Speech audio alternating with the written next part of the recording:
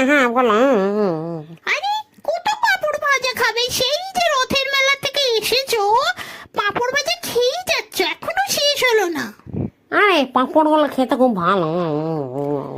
আরে এত পাঁপড় ভাজা খেলে তো অ্যাসিডিটি হবে।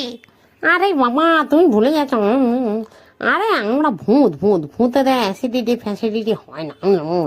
হ্যাঁ তাই নাকি?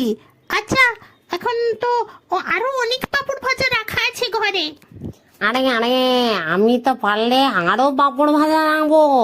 হ্যাঁ, এরকম কৌটো ভরে ভরে পাঁপড় ভাজা রাখবো। আর শোনো না গো, এক কৌটো পাঁপড় ভাজা আমাকে একটু প্যাক করে দাও না।